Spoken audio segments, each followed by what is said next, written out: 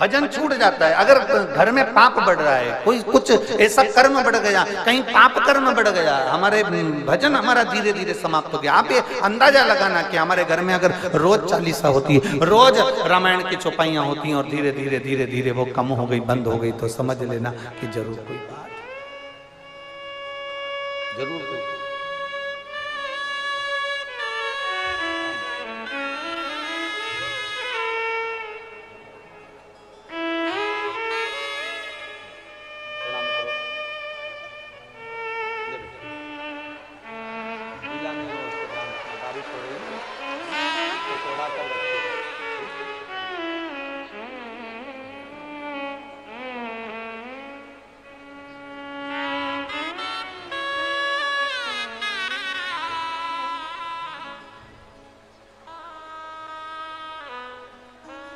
विश्वास को दड़ी बनाना है, भरोसा पक्का करना। देवराज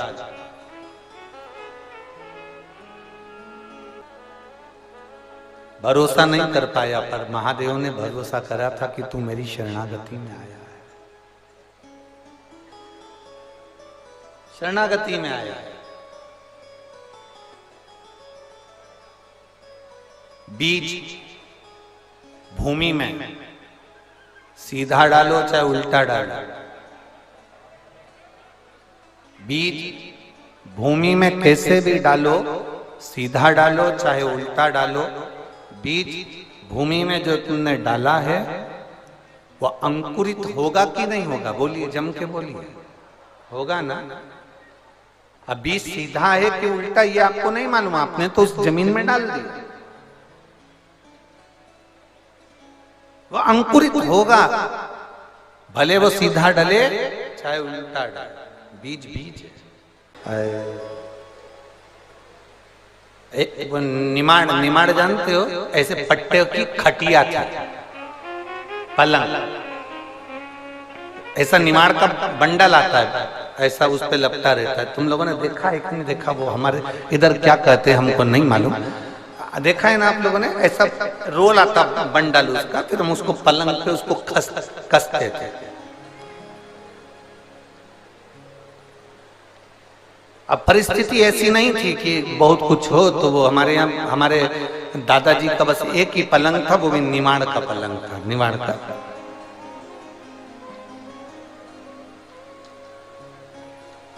जब पूरा बाबा का धाम, कुबेरेश्वर धाम जब पूरा बन जाएगा, तो हम हमारी जो पुरानी पुरानी चीजें हैं ना, वो आप सबके लिए कुबेरेश्वर धाम पे रख देंगे। कम से कम आप दर्शन तो कर सकेंगे कि ये जो गुरुजी बोलते थे वो यही है। अब निमाड़ का पलंग,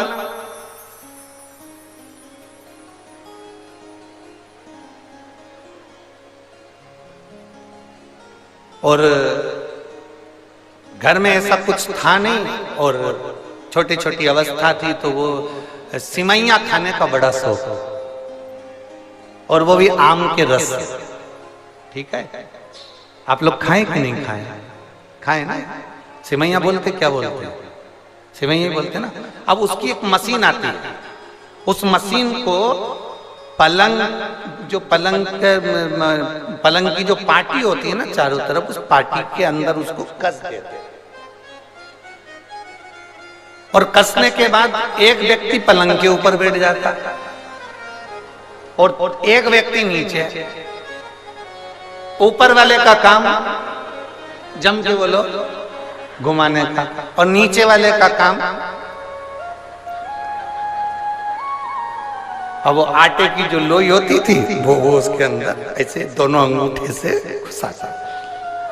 अब कभी कभी ऐसा होता कि वो अंगूठे से घुसे ही नहीं, फिर जाते रसोई घर में और बेलन उठा के लाते।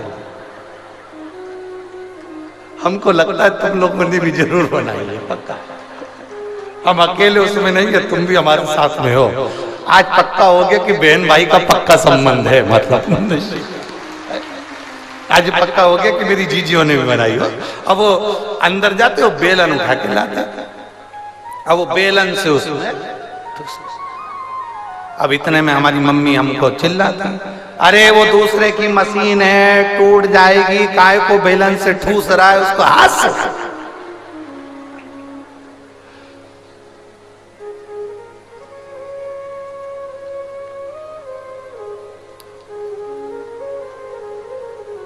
और हमारी मम्मी का काम था वो नीचे जो सिमैया आती है उसको तोड़ के तार पे डालती और आटा उसन उसन कम को देती जाती है। अब हाथ से ना ठूसे तो उसे बेलन से ठूसे। हमारी मम्मी कहे बताओ ये कोई तरीका है तुम्हारा बेलन से उसको ठूसने का? हमने कहा मम्मी वो अंदर नहीं जा रहा तो हमने बेलन से ठूस दिया। हमारी उस दिन से आदत पड़ी हुई है आज तक, जो तुम्हारी बुद्धि में सही से नहीं घुसता तो उसको घुसाने का प्रयास कर देते हैं।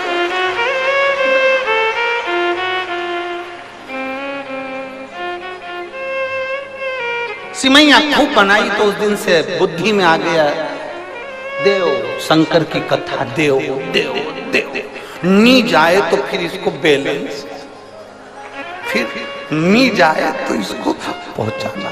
तेरे मंदिर में आना मेरा काम है और मेरी बिगड़ी बनाना। जाओ शिव के मंदिर तक जाओ, चाहे कैसे भी जाओ। आटा अंदर जाना चाहिए, भले वो हाथ से जाए चाहे बेलन से जाए, पर अंदर जाए तो सिमैया बने ना। अंदर जाए नहीं तो सिमैया कैसे बनेगी? उसी तरह लोग कहते हैं हमारा दुख मिट जाए, दुख मिट जाए, दुख मिट जाए, तो दुख कहने से मिटेगा क्या? तुम मंदिर के अंदर जाओगे तो ही तो सिमैया बनेगी, मशीन में जाओगे तो ही तो सिमैया बनेगी, तुम अंदर जाओगे तो ही तो दुख कटेगा।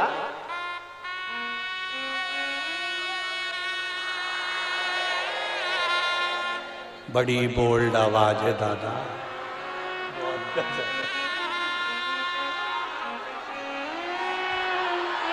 आंख को खोलने का तरीका क्या है? बेवड़े से पूछा डॉक्टर ने,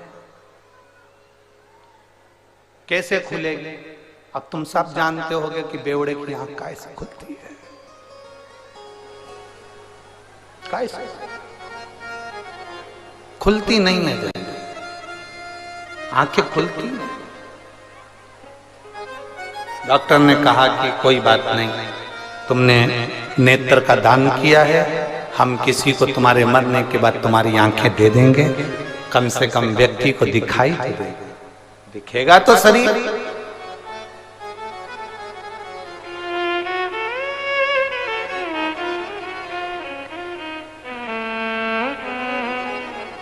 बेवड़े ने कहा तुम भले किसी के भी आंख लगा देना, पर उससे कह जरूर देना कि ये एक बेवड़े की आंख है। एक मदिरा पीने वाले की, एक नशेले की आंख है, इतनी जल्दी खुलती नहीं है। जब तक ये बोतल देखेगा नहीं तब तक आंख। डॉक्टर ने कहा तो हमें तुम्हारी आंख नीची है, चाहिए ही रख लो। एक बेवड़ा, एक नशे में डूबने वाला अपने नेत्र जब खोलता है जब सामने बोतल हो गई, क्यों सोचना? हम भी शिव की भक्ति में डूबने वाले हैं, हम भी शंकर का नशा करने वाले हैं, हम भी शिव नाम के नशे में डूबने वाले हैं। हमारी शुरुआत सुबह की शंकर जी को एक लोटा जल चढ़ाने से होना चाहिए। हमारी शुरुआत भगवान शंकर को एक लोटा जल चढ़ाने से होना चाहिए। हम शिवालय जाएं, देवालय जाएं, शंकर के मंदिर जाएं, घर का छोटे से छोटा बच्चा, बड़े से बड़ा व्यक्ति, बुजुर्ग से बुजुर्ग व्यक्ति भी शंकर के मंदिर जाए। क्यों? उसका एक कारण है, अगर घर का बच्चा है उसको तकलीफ आएगी तो कोई दूसरा उसका साथ नहीं देगा, उसका किया गया कर्म उसका साथ देगा। युवान व्यक्ति है, जवान व्यक्ति है, उसकी जिंदगी में दुख आएगा तो उसका किया गया कर्म उसका साथ देगा। बुजुर्ग व्यक्ति है, उसका किया गया कर्म उसका साथ देगा, कोई दूसरा साथ नहीं देता। जिंदगी में जब दुख सामने आकर खड़ा होता है, अपने भी साथ छोड़ देते हैं, तब तुम्हारा चढ़ाया गया एक लोटा जल तुम्हारे सामने आकर खड़ा होता है, तुम्हारी दुख की घड़ी में वो साथ देता है, कोई दूसरा साथ नहीं देगा। साथ देगा तो केवल एक देवाधिदेव महादेव। इसलिए शिव महापुराण की कथा कहती है, पृथ्वी में, जमीन में बीज उल्टा डले सीधा डले, कैसा भी बीज डालो वो अंकुरित हो जाता है। उसी तरह तुम किसी भी भाव से तुम्हारा मन लगे, जैसे इन्होंने लिखा हमारा विश्वास नहीं था फिर भी हमने 5 रुपए की सरसों मंगवा कर उपाय कर कर देखा। क्या सीहोर वाला महाराज वो, भले तुम्हारा मन हो ना हो, विश्वास हो ना हो, अविश्वास हो, कैसे भी हो, पर तुम शंकर का अगर एक लोटा जल चढ़ा रहे हो, शिव जी का बताया गया एक उपाय भी तुम कर रहे हो, और अगर तुमने कर लिया तो भले तुम्हें लग रहा है कि होगा कि नहीं होगा, होगा कि नहीं होगा, पर दिल से अगर करा है उसने दिल से स्वीकार करा है, और दिल से स्वीकार किया तो उसने देने में पीछे नहीं हटा, देने में पीछे नहीं हटा। अब भरोसा न छोड़िए। और हम फिर निवेदन करेंगे सीहोर वाले महाराज पर रत्ती भर का भरोसा मत करना। सीहोर वाले महाराज पर काय का भरोसा कर रहे हो? जैसे तुम्हारा शरीर वैसा हमारा शरीर, जैसे तुम रोटी खाओ वैसे हम रोटी खाएं, जैसे तुम सो वैसे हम, जैसे तुम कपड़े पहनो वैसे हम कपड़े पहनो। उसमें सीहोर वाले महाराज पर रत्ती भर का भरोसा मत करो। पर भरोसा करना है तो सीहोर वाला महाराज जो कथा कह रहा है, शंकर की कथा कह रहा है, उस शंकर पर, उस देवाधिदेव महादेव पर, महादेव पर, मेरे शिव पर भरोसा जरूर करना। हम पर रत्ती भर भरोसा मत करो, पर महादेव पर भरोसा करो, वो तुम्हारा साथ देगा। और ओ अंत समय प्रभु आना पड़ेगा, वचन दिया तो निभाना पड़ेगा। आए ना आए प्रभु कुटुंब कबीला, अंत समय प्रभु आना पड़ेगा, वचन दिया तो निभाना पड़ेगा। अंत समय प्रभु आना पड़ेगा, वचन दिया तो निभाना। कोई साथ दे ना दे, शिव तुम्हारे साथ में आज और अंत तक। प्राण छोड़ोगे उस समय तक भी शिव तुम्हारे साथ में रहेगा। दुनिया के लोग तुम्हें शमशान में आग लगा कर जाएंगे, वहां पर भी कोई दूसरा नहीं होगा। सारे घर के लोग आग लगाकर वापिस अपने घर में आएंगे, पूड़ी और आलू की सब्जी खाएंगे। पड़ोसी के यहां से चाय आ जाएगी, सब डकार जाएंगे, आंख से आंसू बहाते रहेंगे, अंदर चाय पीते। दुनिया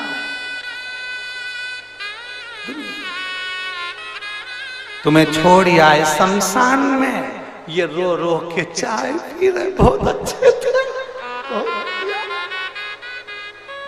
रात को भी अच्छे से बोले, चार मक्का की रोटी खा गए,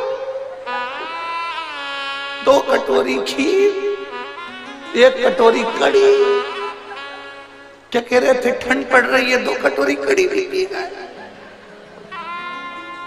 रोते रोते अंदर पल्लू में चाय पीती जाए। तुम्हारी आवाज को दमदारी तो बहुत है, लग रहा है आज सही जगह कथा करने आए हैं, तो महसूस हो रहा है।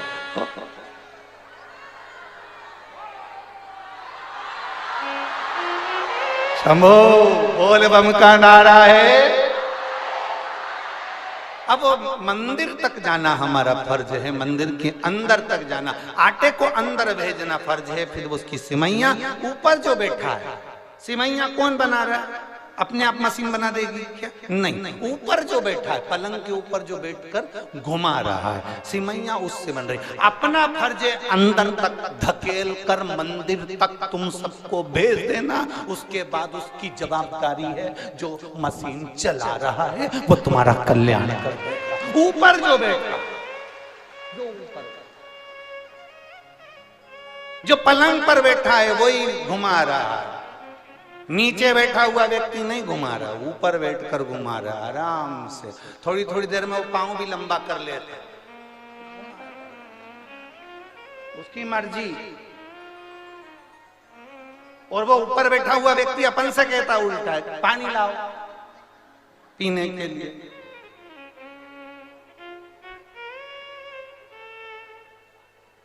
और अपन कहते नहीं ला रहे, तो वो मशीन भी जा। अब 2 काम कैसे कर लें? तो कभी कभी ऐसा होता है वो पानी पीने चले भी जाए तो दोनों काम करना पड़ता है, इधर से कभी ऊपर वाले का काम है मशीन को चलाना, नीचे वाले का काम है, संत का जो काम होता है, महात्मा का जो काम होता है, एक साधु का जो काम होता है, एक सन्यासी का जो काम होता है, एक कथाकार का जो काम होता है, एक ब्राह्मण जन का जो काम है, वो काम यही है तुम्हें कैसे भी मशीन के अंदर अर्थात परमात्मा के मंदिर तक, भगवान भोलेनाथ के मंदिर में एक बार तुम्हें भेज दिया जाए, उसके बाद वो तुम्हें घुमाकर तुमको कल्याण कर ही देगा, वो तुम्हारा उद्धार कर ही देगा। तेरे मंदिर में आना मेरा काम है और मेरी बिगड़ी बनाना।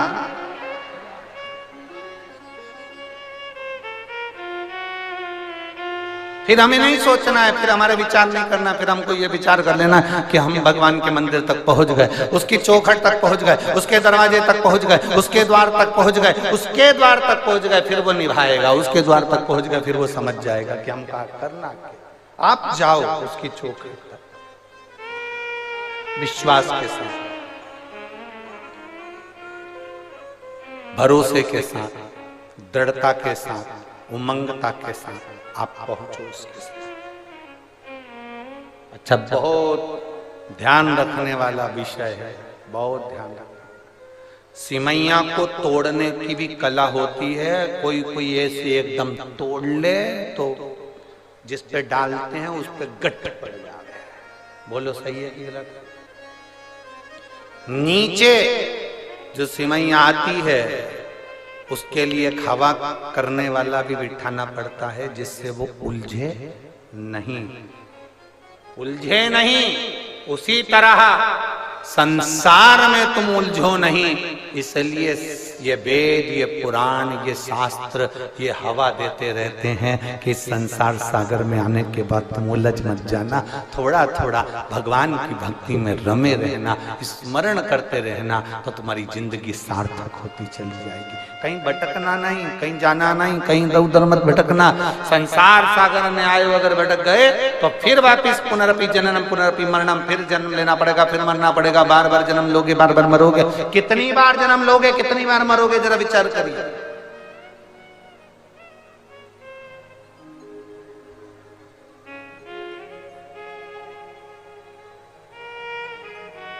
ये दुनिया बड़ी विचित्र है। एक बेवड़ा मर गया और अपनी आंखें दान कर गया। क्या दान करके गया? जम के बोलो जरा। बेवड़ा मरा, अपनी आंखें दान कर गया।